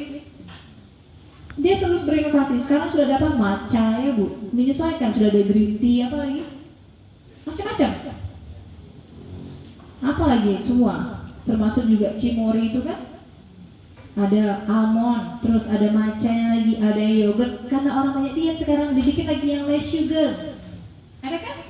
Kalau dia nggak berinovasi, ketinggalan, masuk yang lain. Sebaliknya juga, bagaimana sih kita berbisnis kayak saya misalnya? Oh saya saya mengeluarkan ayam utuh, oh saya bisa mengeluarkan burger rendang. Boleh aja Pak, saya orang Minang misalnya, oke. Besok saya buka di Padang sama bikin burger dendeng, boleh aja. Kita punya brand. Kayak gitu ya Bu. Berinovasi penting. Lalu belajar dari deviasi. Teman-teman, penyimpanan belajar bagaimana sih gitu menghadapi itu. Lalu realisasi terhadap rencana, jangan cuma rencanaku ini, besok tapi kan jalan, nggak dieksekusi, hanya tinggal rencana. Banyak orang punya ide brilian, orang hebat Pak, tapi karena dia nggak merealisasikan, hanya dibayang-bayang aja. Bener nggak? Yang susah itu kan ketika mengeksekusinya jadi. Saya juga banyak dalam pikiran saya dari kemarin ditunjuk jadi ketua prodi magister, aduh saya merasa beban, saya nggak tahu gimana ya. Tapi udahlah, akhirnya terus kemarin ada event juga Bu, saya juga yang pas saya dikasih lupa, akhirnya nggak bisa. Rona jam 10 malam cepat bikin, nanti kamu besok lagi gitu. Kita mengingatkan diri sendiri. Cuma ide-ide aja banyak juga ide gitu cuma, tapi nggak terrealisasi. Mungkin pebisnis besar itu kenapa dia besar? Dia ketika punya ide langsung, nggak pakai kayak kita misalnya. Semoga saya enggak lah, jangan sampai gitu. Terus perencanaan keuangan yang baik adalah yang fleksibel. Itu saya ingatkan satu lagi, nggak boleh kaku. Ketika itu penting, kenapa enggak gitu. Lanjut Mas, yang terakhir, tips praktis untuk UMKM dan startup ya teman-teman ya. Jadi disiplin keuangan itu penting sekali, saya ingatkan. Kunci keberlangsungan usaha dalam skala apapun, mau kecil, sedang, kecil, menengah ya, sampai lain kelas atas, itu sangatlah penting. Disiplin itu nggak cuma kita disiplin datang, bangun pagi, kuliah, ikut UAS segala macam ya, dalam segala hal ya, juga dalam ibadah disiplin. Tapi dalam bisnis, disiplin keuangan itu penting. Nggak usah lah jadi pebisnis Bu, ibu rumah tangga aja Ibu, suami ngasih gaji. Kalau tiba-tiba kita mau jalan ke pasar aja lupa, ada anak sekolah, ada listrik, ada guru les, ada bayar mbak, ada bayar pajak mobil, segala macam, lipstick, make up, apalagi semua lah Bu ya, baju. Kalau nggak disiplin, itu bisa nggak terbayar sekolah anak misalnya. Jadi disiplin itu penting, apalagi terutama kita dalam berbisnis. Lalu gunakan aplikasi, bisa pakai aplikasi. Kalau yang mungkin kita mau irit budget nggak usah aplikasi lah, bikin cukup pengelolaan keuangan sederhana aja, Excel, mungkin buku kecil ya gitu ya, buku warung lah ya. Pisahkan rekening usaha dan pribadi. Saya sangat dari awal memisahkan, maksudnya dari awal tuh saya konsisten banget tidak akan berani. Kalaupun saya pakai, saya cepat-cepat ganti. Pernah cari uang pribadi, pinjam pakai uang rekening pribadi sama CV. Saya kapan akunting saya Bu? Tolong ingatkan saya hutang tadi. Oke Bu, tagih tolong sampai. Jadi mereka sekarang Bu tadi Bu kepake uang bukti. Memang harus dipisah karena namanya, dan itu kita juga untuk pengembangan bisnis. Contohnya Pak, saat ini saya alhamdulillah diminta laporan keuangan saya Bu 4 tahun terakhir saya lengkap. Karena mereka para investor gimana percaya sama kita nggak punya laporan keuangan yang baik, kita nggak punya manajemen yang baik, kita juga nggak punya SOP terstandar. Jadi ketika diminta saya udah siap, oke Pak, saya lengkapi. Paling saya tinggal merapikan, maksudnya yang untuk diberikan ke mereka seperti ini. Maksudnya, oh inilah adanya, kita kasih. Jadi teman-teman jangan mikir, aku kecil aja, jangan. Tiba-tiba ada orang yang mau mana? Pasti mereka mencari yang memang serius. Mungkin cukup buku kecil gitu. Saya juga nggak nyangka ternyata diminta sedetail itu Pak. Mana laporan? Ada nggak ini? Ada nggak? Oke ada. Jadi dari yang kecil pun teman-teman harus seperti itu biasakan. Lalu catat semua pemasukan dan pengeluaran. Tadi sudah saya sampaikan ya.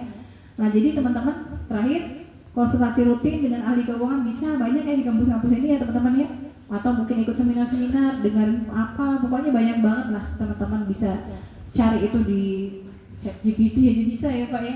Kita minta bantu, terus juga ikut seminar itu penting lah menurut saya. Saya sampai saat ini kemana seminar saya ikutin, nggak seminar dari sebagai dosen aja, tapi wirausaha saya ikut terus lah. Gimana kita bagaimana mengupdate diri kita atau skill kita. Oh ternyata begini ya, kata Rudi Salim tiap hari, kenapa bisnis saya Bu bisa jual mobil Lamborghini paling mahal dibanding yang sebelah, tapi saya paling laku, kata dia Pak, itu saya seminar, saya menjual jaringan. Maksudnya ternyata siapa yang nggak beli mobil sama saya, Lamborghini apa lagi itu macam-macam Tesla, dia langsung dijadikan member sama Rudi Salim itu, masuk grup dia isinya Rapi, siapa lagi tuh, Syahrini.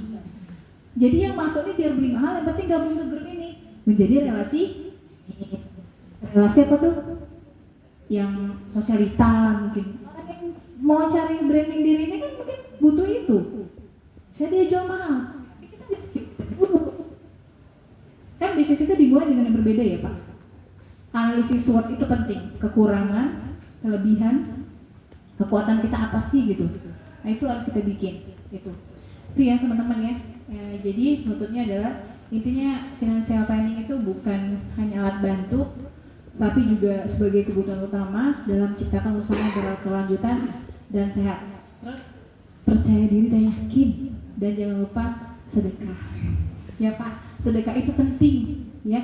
Sama orang tua dulu deh, sama orang tua, sama orang lingkup keluarga kita. Yang perlu, pokoknya sedekah itu jangan lupa. Dosa itu kuncinya juga ya Pak. Teman-teman di sini mungkin yang baru jalan jangan lupa orang tuanya gitu ya. Kalau sedikit orang tua tuh nggak minta tapi senang gitu ya. Oh anakku sudah bisa menghasilkan uang misalnya gitu. Itu salah satu intinya. Bisnis juga percaya diri, yakin, dan bersungguh-sungguh ya teman-teman, dan memang mau belajar gitu.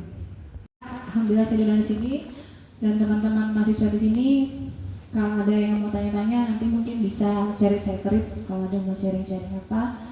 Saya juga ada di Unaja juga mengajar, teman-teman bisa cari saya juga. Intinya terbuka lah kalau sharing ilmu, nggak masalah berbagi ilmu.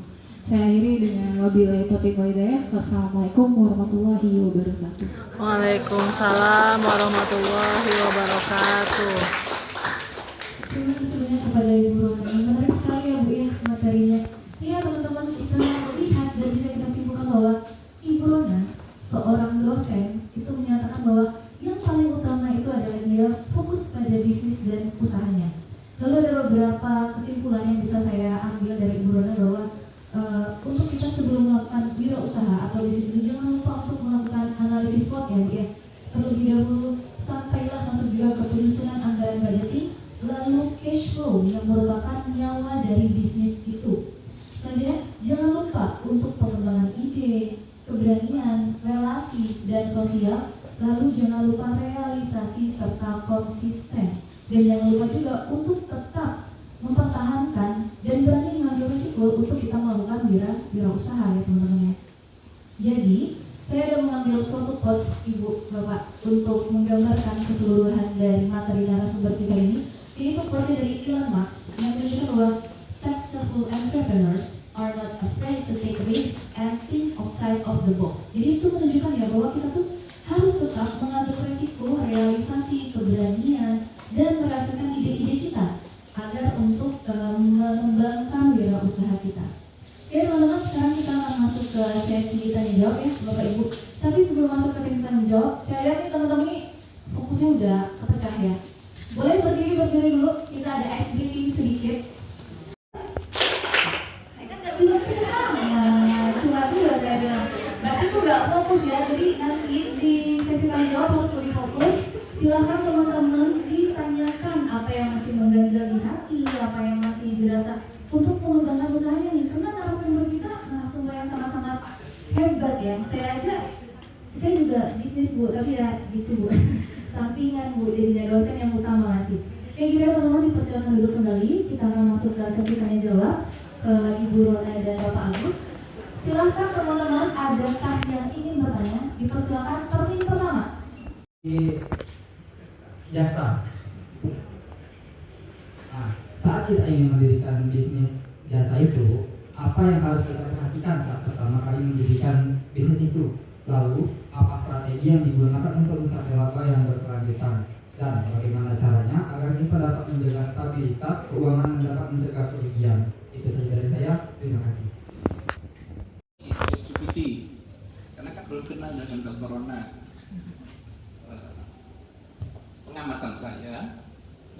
Corona itu tegas, hospitality-nya cakep, terus energi. Itu yang saya amati ya, Terus saya tanya ChatGPT, tahukah Anda dengan Dr. Corona? Dijawab nih, dijawab.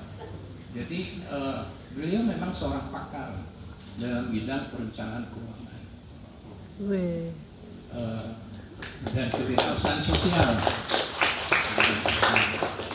Menyelesaikan pendidikan doktornya di bidang ekonomi keuangan. Jadi informasi itu ada. Kalau Anda menanyakan diri Anda dengan ChatGPT dan belum muncul, berarti harus berkarya. Nah, pertanyaan Doni tadi saya kaitkan. Jadi kalau jasa itu pasti trustnya dulu dibangun, kepercayaan itu.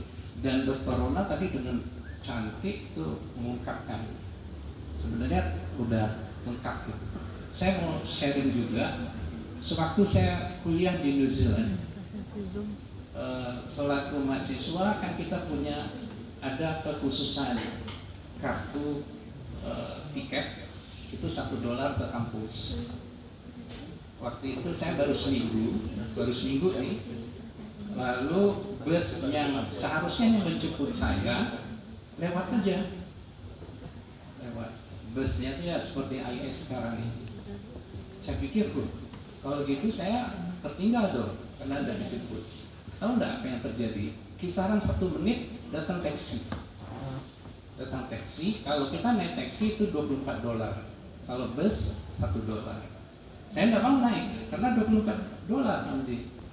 Tapi sopirnya turun, Pak, kami minta maaf karena tadi tidak bisa mengangkut Bapak karena penuh. Jadi jasa itu memang harus dibangun dengan hospitality yang luar biasa.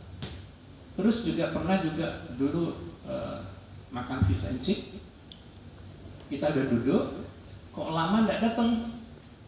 Apa yang terjadi?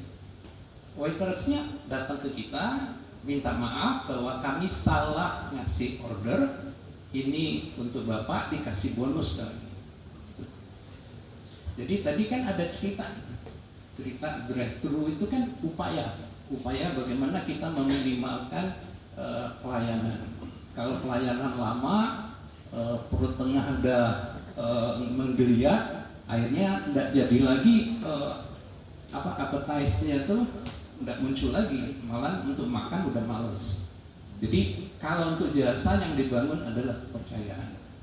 Kalau orang udah percaya, apapun akan bisa kita jalani. Itu bangunan pertama. Terus jikalau kita bicara tentang janji itu harus ditepati. Jangan sampai one prestasi. Nah ini ada pengalaman saya lagi nih.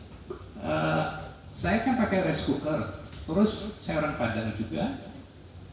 Kangen rendang. Lalu rice cooker itu udahlah saya masukkan 5 sendok supaya panasnya agak naik gitu loh. Tapi rice cookernya nggak jadi. Kalio pun masih inilah hampir jadi kalio tapi nggak jadi kalio. Tanggal 28 Desember 1993 saya pulang kuliah, hidupin untuk masak nasi, nggak panas rice cookernya. Saya cek garansinya 30 Desember, berarti tinggal beberapa hari lagi. Saya pergi ke toko, rice cookernya nggak panas, terus di plug in-nya ternyata memang nggak berfungsi. Apa yang terjadi? Dia nggak nanya macam-macam. Toko itu, dia hanya melihat garansinya masih ada, dia ambil yang baru, udah selesai. Yang baru dibawa kita, terus yang lama ditinggalin. Seperti itu. Jadi benar-benar mereka menjaga janji untuk tidak one prestasi. Hanya kita orang Indonesia, ini pengalaman lagi ya. Kami kan makannya di mantel, kayak di kantin. Ada calon pilot Garuda dan lain-lain, kami kumpul waktu itu. Di sana tuh kan kalau makan itu piringnya 3, small itu $2,5, kalau large yang paling besar itu $5, kalau mediumnya $3,75. Mereka itu peraturannya ada ditulis, harga selama tidak tumpah, itu peraturan yang ditulis. Lalu kami berpikir kan, bagaimana beli dengan piring kecil tapi muatnya banyak. Maka hindarilah ambil kentang yang bombolan atau sesuatu yang ada rongga. Maka kita ambillah daging. Daging itu kan ada rongga, dia bisa penuh dan tanpa jatuh. Bisa ambil 10 daging. Coba bayangkan. Padahal kan harganya hanya $2,5. Itu orang Indonesia, saya juga masuk. Terus sebulan dievaluasi sama manajemennya. Kalau gitu bangkrut nih kita dengan orang-orang Indonesia. Lalu dirubah peraturannya. Peraturannya apa? Pakai lunchbox seperti ini, LID. Jadi ketentuannya sekarang selama tidak terbuka, jadi harganya harus tertutup. Itu harganya. Masih bisa diakali, saya tidak ceritain karena nanti dicoba pula. Terakhir saya mau cerita karena kami tidak bisa. Akhirnya dirubah lagi sebulan kemudian. Caranya karena kita sering ngambil daging kan berat itu, jadi sekarang ditimbang harganya seperti itu. Nah kan bingung tuh kalau ditimbang tidak bisa ngelak lagi. Cara ngelaknya ada lewati kasirnya, jadi nggak bayar. Saya hanya mau cerita seperti ini, bahwa kebanyakan orang-orang berhasil, insya Allah terus berhasil dari corona, memang benar-benar satu tugas di jasa harus seperti itu, apalagi menyangkut uang. Ingat ya, bukan pelit loh, hitungan itu bukan pelit, tetapi disitulah disiplin terbangun. Disiplin itu akhirnya akan merambah ke semua aspek bisnis. Salah satunya itu, kita boleh ramah tapi tidak genit.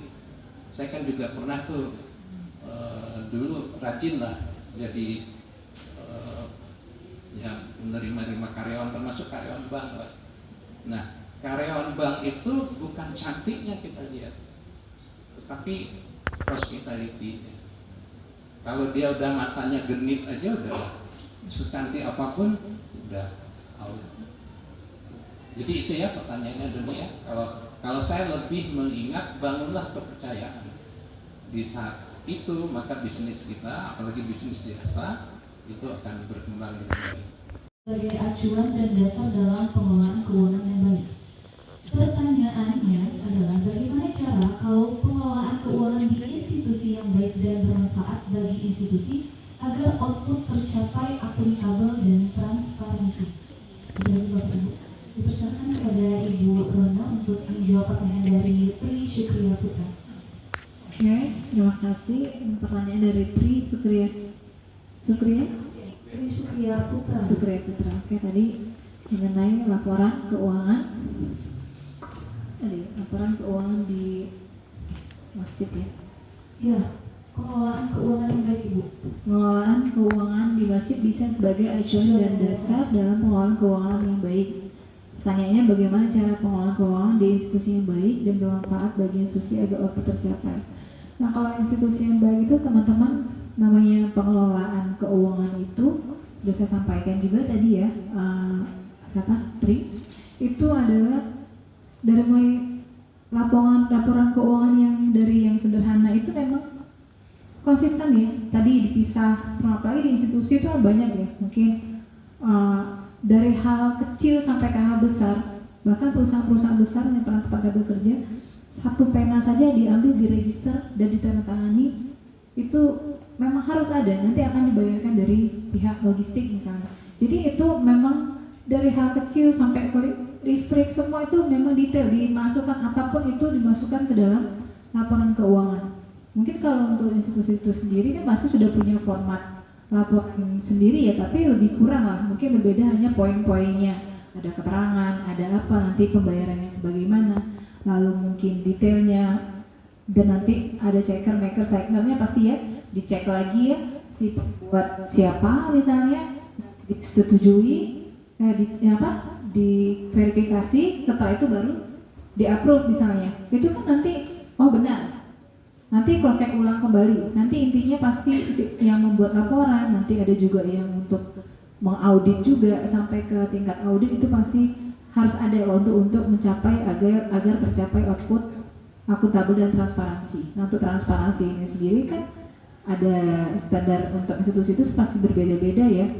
Nah, jadi intinya dari laporan yang baik, lengkap, detail ya, nanti juga ada yang memverifikasinya, ada yang menyetujui sampai ke tingkat audit. Jadi itu akan bisa tercapai output akuntabel dan transparansi. Cukup dari saya itu mungkin. Apa ada yang tambahkan? Waalaikumsalam warahmatullahi wabarakatuh. Izin Bapak Ibu dan rekan-rekan sekalian, perkenalkan nama saya Tarawaya Hikmah. Saya dari Prodi Matematika angkatan 2024. Nah, di sini kan kita membahas tentang mengenai persiapan finansial yang efektif tentang perencanaan usaha. Nah, tentunya ini lebih ke perencanaan keuangan, dan tentunya ada tantangan dalam perencanaan keuangan tersebut.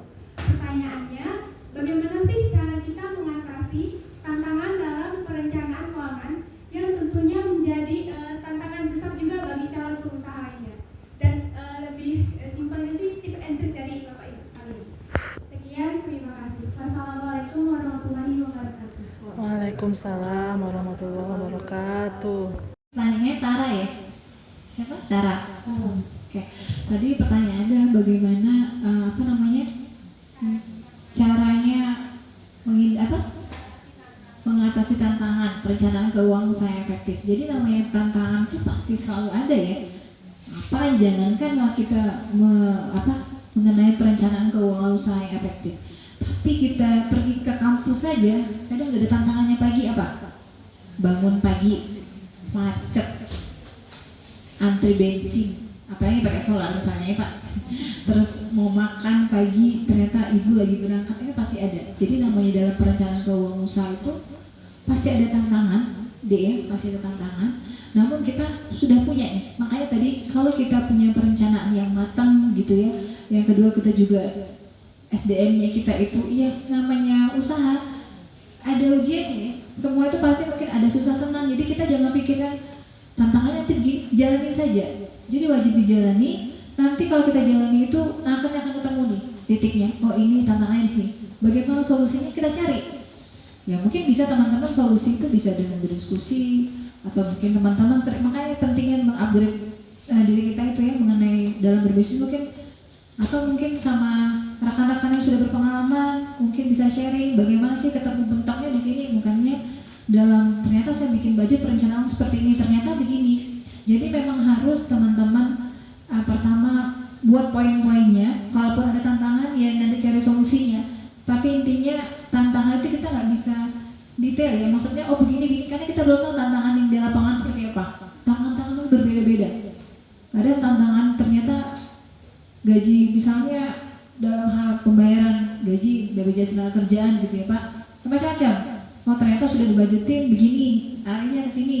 Nah jadi untuk perencanaan keuangan usaha yang efektif itu ketika ada tantangan, pertama tetap dijalani dulu teman-teman, nanti kalau pernah ketemu bisa sharing apa. Yang kedua sudah disiapkan resikonya seperti ini nanti.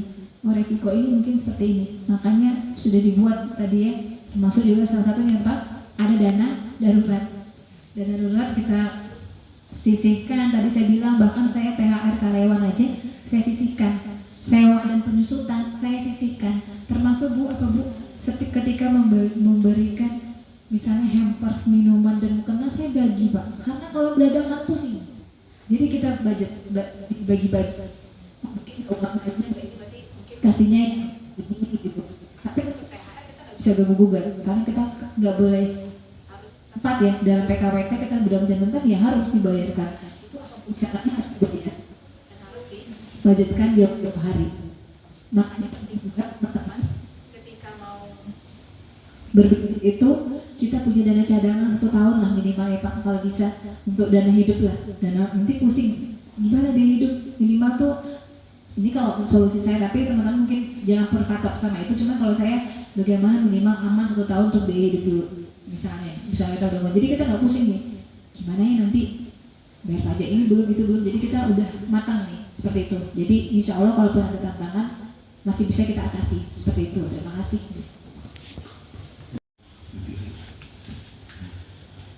Tadi sebenarnya udah disampaikan juga Dr. Rona kan, bahwa salah satu itu adalah istiqomah, itu Konsisten.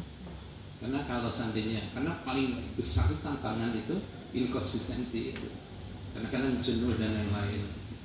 Nah, saya mau cerita nih di balik tantangan itu, tapi tidak boleh ditiru. Satu bisnis yang saya jalani juga, lalu saya nggak peduli dengan catatan keuangannya, ya nggak peduli. Dia belilah, dia semua, dia yang penting dia hari Sabtu laporan. Terus kenapa gitu? Langsung laporan juga tetap masuk. Terus pertanyaannya, mengapa nggak pakai kasir? Besar godaannya dibanding yang kerja, karena kerja itu kan sibuk dengan pekerjaannya. Lihat, jalan sudah 1 2 tahun, terus resign yang bersangkutan, izin Pak, saya mau membangun bisnis sendiri, ya bisnis yang sama. Oke. Terus karena uang untuk membangun bisnis itu adalah uang kita yang bukan hak dia, kan gitu ya. Pertanyaannya, usaha dia maju, usaha itu hakikinya punya dia atau punya saya? Itu pertanyaannya. Saya ulangi lagi, dia bangun nih bisnisnya. Itu kan biasanya di dalam kemasan ada berat gram. Itu kan juga sudah terstandar.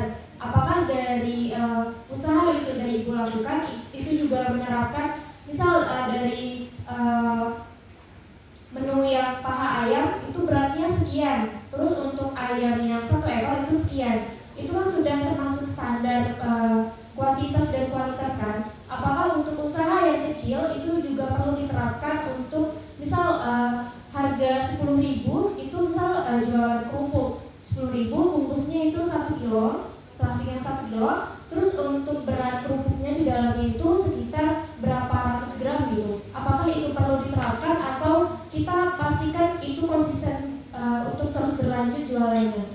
Kalau kita baru memulai jual keripik pisang itu wajib. Misalnya plastiknya standarnya Pak, itu nggak apa-apa harus. Plastiknya ini, timbangannya harus segini. Biar lebih sedikit, asal jangan kurang, ya Pak. Misalnya 150 gram, nanggung nih karena besar ukurannya, dipotong jelek ya sudah, jadi 152 gram, nggak apa-apa. Daripada kita jadi 148, boleh. Itu jangan sampai. Jadi menurut saya walaupun bukan karena saya sudah jalan sekarang, wajib misalnya satu ekor ayam dengan berat 1,2 kilo standarnya misalnya, nggak harus kan udah besar, tapi teman-teman yang dari memulai usaha itu bahkan dimulai dari yang pertama itu malah penting menghitung harga HPP-nya itu lebih gampang. Jadi berarti dalam 1 kilo pisang mentah dapatnya itu 2 kilo pisang, misalnya keripik pisang yang sudah jadi, berarti dapatnya berapa porsi ya, enak baginya. Anggap gosong, nya ya Pak, kita hitung. Aduh, telat nih gara-gara baru WA, gosong, kita hitung. Tapi tetap nggak boleh kita kurangi. Konsisten dari apapun itu, semua produk namanya bersifat yang ada berat, timbang itu wajib konsisten beratnya. Makanya ada juga berat bersih kadang kita ya. Jadi bukan hanya karena dari udah besar aja dari kecil kita mulai. Seperti itu Nur. Terima kasih. Dr. Indara, mengenai usaha yang sudah dijalankan yaitu Rich Fried Chicken, saya bertanya apa yang memotivasi Ibu untuk memulai bisnis Rich Fried Chicken dan bagaimana Ibu dalam mengatasi kesulitan awal yang dihadapi, terutama sebagai seorang wanita yang berani mengambil risiko dan mencoba sesuatu yang baru, dan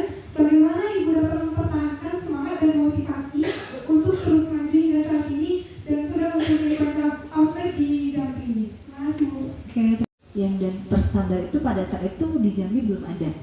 Kan selama ini brand-brand, mohon maaf, yang multinasional ataupun kan rata-rata memang misalnya standar gedung minimal luas misalnya lebar 10 misalnya, ke belakang 25, atau dengan standar box packagingnya seperti ini, kertas 350 GSM, terus misalnya juga mungkin dengan potongan ayam, dengan cara masaknya standar, tempatnya nyaman, bersih, seperti ini seragam itu kan belum ada pasti. Jadi motivasi dan bersama suami juga itu terutama ini belum ada. Suami saya sampaikan ini belum ada bisnis ini. Kenapa kita nggak merambah ke bisnis ini? Dan ini jarang. Biasanya kalaupun ada buka fried chicken itu biasanya kecil-kecil ya, kecil-kecil dengan konsep kios ataupun ruko, itu yang motivasi adanya Rex Fried Chicken karena belum ada lokal yang berkonsep terstandar seperti itu ya Pak. Yang kedua, tadi pertanyaannya apa? Tantangan ya mengenai sebagai seorang wanita gitu ya. Terus kalau namanya kami juga, saya sama suami Pak sudah bagi-bagi tugas gitu ya. Maksudnya namanya bisnis pasti siapa ya Pak? Pikiran, badan, mikir anak, kerjaan pasti. Saya juga kadang kalau udah stres tuh pasti namanya manusia ada masa-masanya yang burn parah gitu. Kadang saya diam aja, nggak mau saya ketemu orang, kadang saya diam dulu. Tapi nanti apa sih yang enak di dunia ini, emang nggak ada. Ketika kita mau mencapai sesuatu, kalau kita nyerah nggak jadi tercapai itu. Karena Allah itu kan kalau kita berusaha dulu, ikhtiar. Nanti insya Allah kalau memang rezeki kita itu akan bisa terjadi dan tercapai. Itu ya. Dan satu lagi apa tadi? Motivasi semangatnya yang pertama itu ya pengen membuka lapangan pekerjaan sebanyak-banyaknya ya. Perkenalkan, nama saya Prasetyo Adi Nugro dari Prodi Kimia Industri. Saya ingin bertanya, bagi pengusaha, karyawan dan mitra adalah suatu yang sangat penting. Namun banyak kejadian di mana seorang pengusaha ditipu oleh mitra dan karyawannya sendiri. Di sini saya ingin bertanya, bagaimana seorang pengusaha bisa membangun kepercayaan dalam bekerja sama bersama mitra dan karyawannya dan menilai seseorang bahwa seseorang tersebut bisa diajak kerjasama atau tidak dalam usaha untuk mengurangi risiko yang tidak diinginkan dalam usaha kita. Sekian, terima kasih. Gimana nih, misalnya banyak kejadian ya pengusaha yang tertipu, terus juga karyawan. Kalau untuk pertama adalah tadi pertama saya juga sampaikan, pada saya sampaikan membangun kepercayaan. Jangankan sama karyawan yang belum kita kenal ya Pak. Tadi saya sampaikan juga bisnis yang kita bangun misalnya sama teman yang dari orang dari kecil, dari TK berteman. Iya boleh, silahkan, tapi matang-matang. Kalau perlu buat perjanjian ya Pak, dan disaksikan sama siapa. Apalagi mengenai uang itu sangat sensitif ya. Jangankan teman, jangankan mitra, suami istri aja bisa jadi gitu ya Pak. Saudara aja bisa.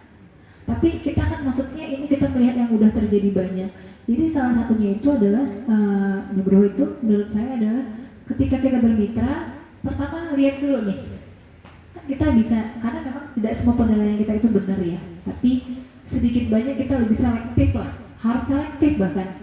Lihat siapa ini, terus bagaimana orangnya, selama ini orang yang dekat sama dia bagaimana nih, karakternya seperti apa ya kira-kira, terus orang terdekatnya bagaimana, terus dia ketika menjalani bisnis bagaimana. Kadang ada yang bermitra, dulu kenapa saya Pak belum mau membuka, dulu banyak yang minta untuk buka cabang Rex Bu, di-franchise-kan, tapi saya bahkan sama suami bilang sambil nanti dulu kita lihat karakternya. Kenapa? Ada orang yang bisnis cuma tahu yang duit, tapi nggak tahu misalnya bagaimana pertahankan brand kita. Kita bangun berdarah-darah brand ini, namanya kita jaga baik, komplain kita ganti produk, apa-apa kita, pokoknya kita benar nih namanya gak jelek. Kita bangun, tiba-tiba ada mitra yang merusak brand kita. Misalnya kita pakai standar beras, pakai beras premium merek A. Ketika di-franchise-kan, dia rubah tuh beras, dia ganti beras sembarangan. Pertama apa? Customer yang biasa makan Rex di tempat lain, walah kok Rex jelek sekarang? Mana ada yang bilang Rex ini jelek? Tidak. Yang orang tahu brandnya. Kok Rex sekarang jelek banget ya? Kok Rex sekarang ayamnya kecil? Dulu begini dulu. Kok Rex sekarang tepungnya agak keras? Jadi kita harus, walaupun mereka bayar, kita nggak boleh gampang juga percaya. Untuk memitigasinya apa? Membuat perjanjian misalnya, seandainya ini mitra, jadinya begini, semua logistik kita yang menyediakan misalnya, semua intinya adalah kesepakatan dalam perjanjian, makanya penting perjanjian itu. Baca detail, ketika juga menyerahkan dia, kadang sudah ada perjanjian pun banyak yang mau prestasi, ya Pak. Banyak yang nggak mau ikut, apalagi kita nggak membuat aturan yang memang baku, yang memang aturan yang memang detail, itu berbahaya. Mantapnya hinggap sebentar di pohon walu. Mantap Nian. Ilmu didapat hari ini. Mantap Nian. Semoga bermanfaat sepanjang waktu. Terima kasih teman-teman. Amin.